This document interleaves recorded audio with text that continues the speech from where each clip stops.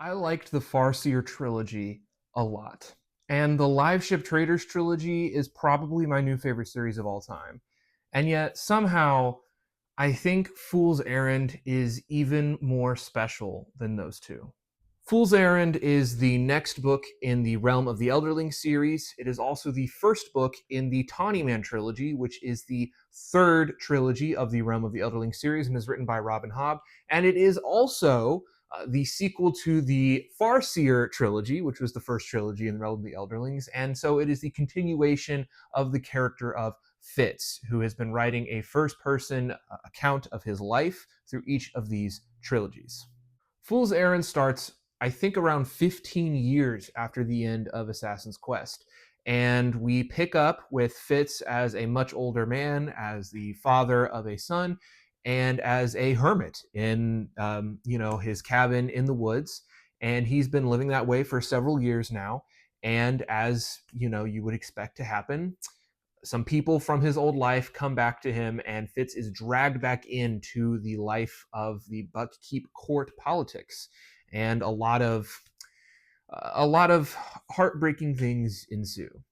I'm probably going to end up touching on spoilers accidentally while talking out loud about my feelings of this book, so just be aware of that.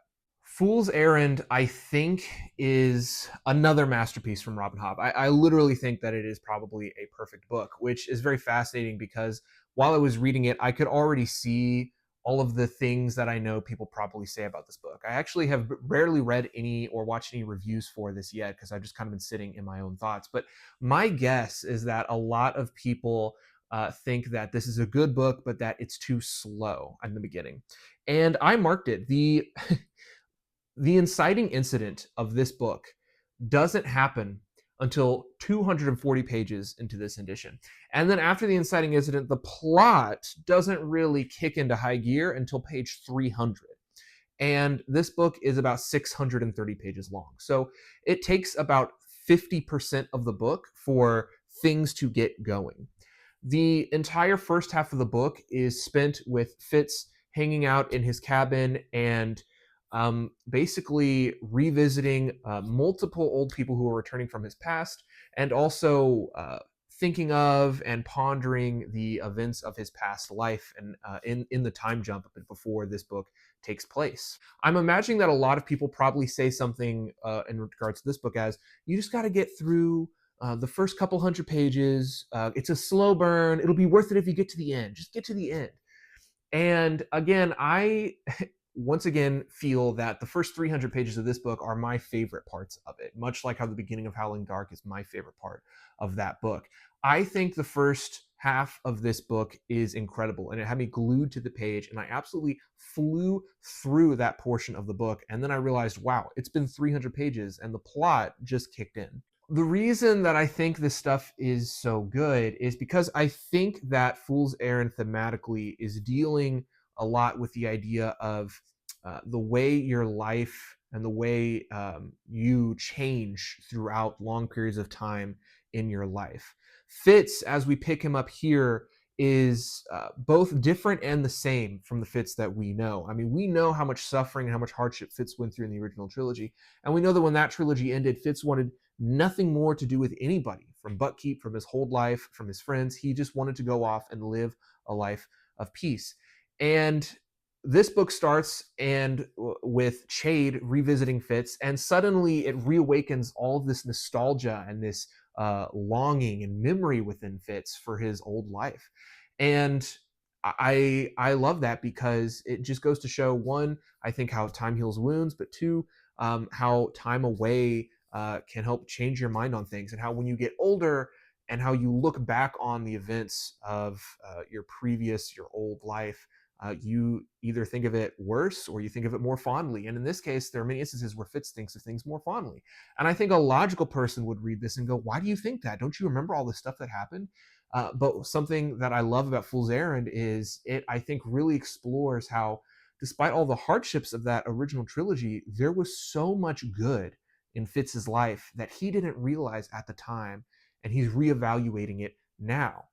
But not even just that maybe he's reevaluating it, but also just that he looks back and he realizes that even with all that hard stuff, he still misses his old life and his old friends. And I think that's so, I don't know, that's so true to life, even though this is a fantasy book. And I think it's why Fool's Errand stuck out to me as so special, because I think, unlike the Farseer trilogy, which is a coming of age story about a person growing up and learning things for the first time, and going through all these things, Fool's Errand is about somebody who's much older, and he's looking back and reckoning with that past again. And quite truthfully, I think that that's just where I'm at in my life right now. Fitz isn't a super old person yet. He's only like 35. But already, he's looking back with nostalgia at his childhood or at things that he misses. And I think we all go through that. I think I'm, going through that right now, where you start to look back and you start to really reckon with that stuff. And so I think that this book speaks to me and where I'm at right now, more than the Farseer trilogy did, and maybe even more than the Liveship Traders trilogy did.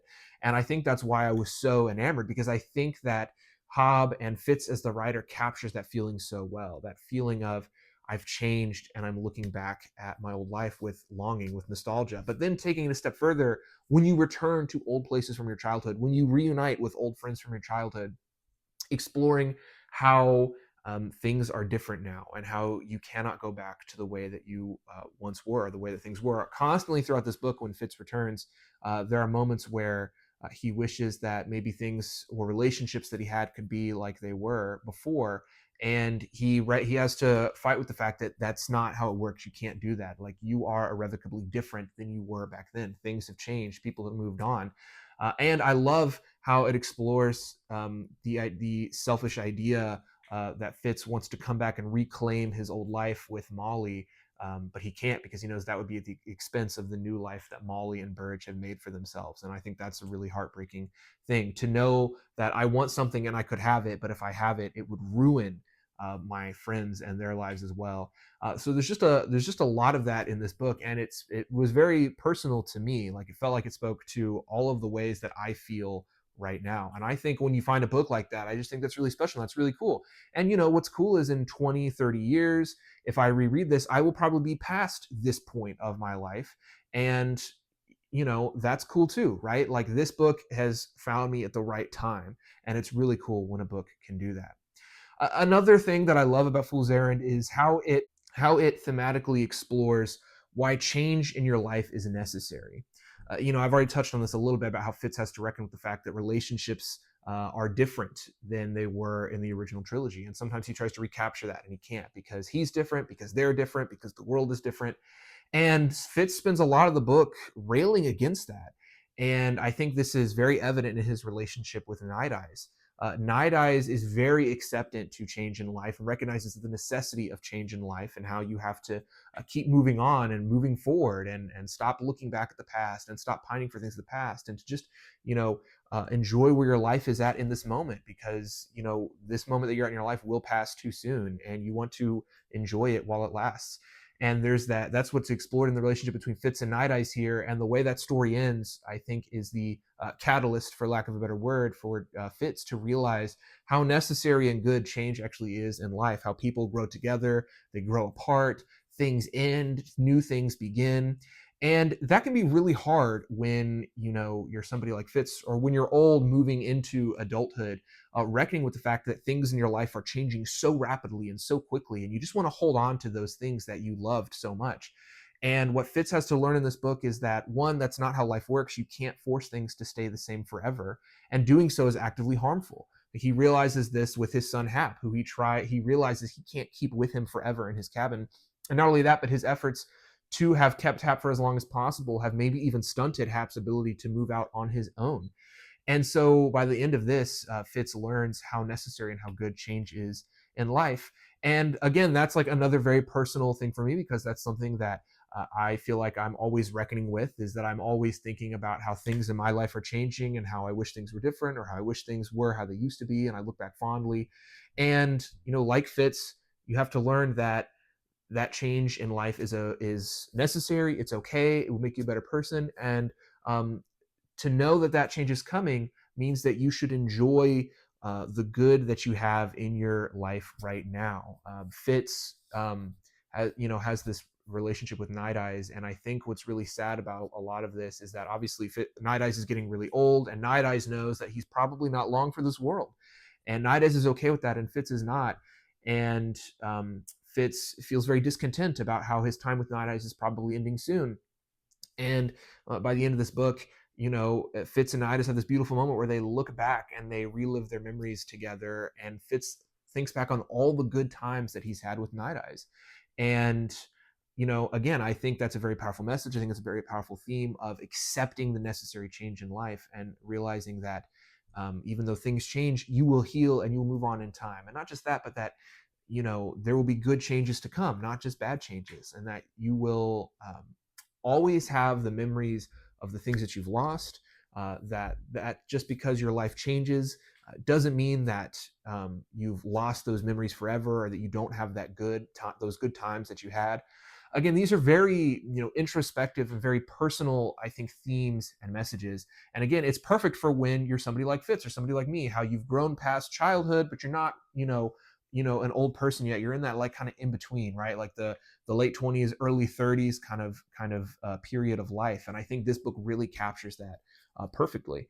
And I think even though it's very sad and very depressing, I think the end of the book has a lot of hope, because even though Fitz goes through so much and he loses so much and so much changes and he can't go back to where he is at the beginning of this book, his life of peace with Night Eyes and Happy in the Cabin, there is a glimmer of hope of maybe even better things to come. His relationship with Dutiful, his relationship with the Fool, his relationship with Chade and Ket Ricken, those relationships are rekindled, but they have also those dynamics have changed. That final scene between Fitz and Chade, where that change is fully realized, and I feel like it's a glimmer of hope for what's to come. That while periods of life end, new periods begin, and that's good and that's okay. And you shouldn't be sad about it, but you should revel in that, because this is what life is all about. I feel like I've been rambling for like 10 minutes about this idea, but I really feel like that's what Fool's Errand is all about. The changes of life, the periods of life, the seasons of life, how that is explored. I think Fool's Errand delves into that beautifully. And I haven't even touched on like the plot of the book. I've just been talking about, how personal and impactful this exploration is. So I guess I should talk about the plot. The plot kicks in about halfway through when Dutiful, the new prince to the Farseer line, has been mysteriously disappeared, and Fitz has to go find him with the Fool. And I think there's two distinct halves to the plot. There is the catch up with Fitz in the first half, and then there's the quest for Dutiful in the second half. I think both halves are really good. Once again, like I said, there's not a lot of plot happening in the first half. A lot of the plot in the first half is old characters visiting Fitz, and Fitz having all these memories awakened and all these feelings in him being changed about how he feels about his past life. But also there's a lot of recounting and filling in some of the gaps in between the two trilogies here. I think all it's useful. I think there's a good amount of almost a slice of life quality to this first half that I think is really peaceful and really cozy. But again, also just Fitz, reading about Fitz, reckoning with his memories and with how his life has changed, I think is just, I don't know, there's just something about it that was really engrossing. Not only that, but something that I loved about this first half too is how, one, I liked Fitz and I liked the Farseer trilogy a lot, but I wasn't expecting how emotionally affected I would be by being with Fitz again. From not just Fitz, but all the characters who return to him. From the first chapter, we see Fitz reunite with Chade, and I just felt like a sense of homecoming to be with Fitz again and to be with Chade again. And even though they're older, to see how they've changed, but to have them together again, I felt really emotional. It was like a homecoming. It was like reuniting with friends. To see the return of Starling, a very complicated character in my opinion. I'm guessing she's probably a divisive character would be my guess. I don't know. I don't know a lot of people. Even though like I kind of hate Starling, I also kind of like Starling. She's really complicated and I have a lot of feelings about her. But when she came back, I was really excited to see Starling again. When the Fool came back, obviously I was excited to see the Fool back. These are all moments that I didn't realize how emotionally affected I was by the Farseer trilogy until I started the Tawny Man trilogy. The Tawny Man trilogy helped me realize that the Farseer trilogy is a lot better than I think I was giving it credit for, because the moment all of these characters started returning or Fitz started reuniting with people, I was super emotionally just invested and affected. The scene with Ket Ricken was, because Ket Ricken is like my favorite character from the Farseer trilogy. I was so excited to see her back, and she only gets one scene in this book, but still, it's very emotionally effective. Again, what I found is that my understanding of these characters and my emotional investment to these characters was deepened by this book. Well, not that it was deepened by the book. That certainly did happen, but that I realized how deep my connection was when I reunited with them, if that makes sense. And it makes me want to go back and reread the Farseer trilogy, because I feel like in retrospect, I've been reevaluating it and realizing how good it really is. In fact, I have a friend that just started the Farseer trilogy, and we've been texting back and forth. And as we've been talking about the Farseer trilogy, I've realized how good those books really are, how much I love them, how much I love the characters. And we've been having conversations about the characters and the themes and the psychology of Fitz, and it's been really cool. And all this was sparked from reading Fool's Errand. And again, I liked the Farseer trilogy, but it wasn't until I started Fool's Errand that I realized, okay, I actually think I love the Farseer trilogy, and I need to go reread it and give it a second pass, because I think it may actually be one of my favorite trilogies, and I just didn't quite realize it the first time I read it, and it took Fool's Errand for me to realize that. The second half of the book is where the plot really kicks in. That's the Fitz and the Fool's quest for Dutiful. And I think that this is a pretty great plot. One, there's a good mystery, conspiracy, thriller element to this plot. But secondly, I think it's a lot more it's a lot more better paced than the previous Robin Hobb books that I've read. I don't mind the slower pace. Again, I've already said those are like my favorite parts, but a lot of people know, if you've read Assassin's Quest, that Hobb details these journeys and these quests in painstaking detail. And while there's still detail for this quest for Dutiful, I felt like she was a lot more smart about making it a little bit more tighter and the pace a little bit more snappier, and not having to revel in every detail of this quest to Dutiful. It was only 300 pages long, unlike Assassin's Quest's 800-page quest. And so, like, I felt like, I don't know what she did. I don't know if the quest is just shorter, but I really felt like it was a lot snappier. It was a lot more tightly plotted. It was a lot better and easier to read. And the mystery involved of why Dutiful has disappeared and what's going on there was really cool to unpack and uncover. And I really enjoyed that. I don't know how I feel about the character of Dutiful yet, and I'm going to look towards the other two books in this trilogy. I think he's going to become a pretty big character in books 2 and 3, and I'll probably become attached to him then. Here, he's kind of not himself until the last 30 pages or so, but I think the glimpse that you get of Fitz's relationship with Dutiful later on is really good stuff, and I'm really interested to see where that goes. Finally, I just want to talk about Fitz as a character, because something that I think I'm realizing now about this series, having finished the Farseer trilogy, having finished Liveship Traders, and now coming back to Fitz as a character is so fascinating, and I think so frustrating in so many ways. I think it took this book for me to quite pin down that Fitz is a character who, his whole deal is that he does not think that he is deserving of love, and secondly, he not just that, but he thinks that nobody loves him. And in that sense, Fitz is a very oblivious character, because Fitz has so many good people in his life, so many good friends in his life, and he doesn't think that they care for him. And that's really sad. And it leads to a lot of really frustrating regressions sometimes, and it leads to a lot of really frustrating decisions on Fitz's part, because how can you not see Fitz, that Shade loves you, that Ketrican loves you, that the Fool loves you? How could you not know that you could ask Shade for help for Hap's apprenticeship? These things are really frustrating to read about, and yet it makes Fitz feel like one of the most real people I've ever read about. It feels like, like that moment where you realize you can give, somebody's giving their life story to you, and you know the answers and how they could fix their problems, but if somebody does the same to you, you're like, what are you talking about? That's kind of like Fitz. Like, Fitz is so oblivious to the fact that he has so many good things in life, and that there are answers to his issues, and he doesn't see them, and so he regresses and he self-sabotages and all these things, and it can be very frustrating sometimes. And you just want to reach out and shake him and be like, come on, man, look around you. And yet that's what makes him so fascinating to read about, because he has sometimes this lack of self-awareness, and he doesn't understand how other people view him. And I think that's what makes him a real character. And it makes you, when you read this, at least it made me, sit back and reevaluate how I think that I am perceived by others, or how I may be oblivious to things around me and what I should do. And I think that's what makes Fitz a powerful character. I think that Fitz, if you're like me, he does help you maybe reevaluate some things in your life, and look back on your own life and maybe make some changes. And I mean, I don't know what why else would you read? I mean, I think that's really powerful. Like, I feel like you could make hours long videos about just Fitz himself. There's so much that I could talk about with Fool's Errand. I think I'll just wrap up with saying that Fool's Errand completely blew me away. Not only is it, I think, a perfect book, not only is it a book that I found myself emotionally invested in like no other, but it retroactively made me realize how good the Farseer trilogy was, because I don't think it's that this book is so much better than the Farseer trilogy. I think it took me this long to realize how good the Farseer trilogy really was.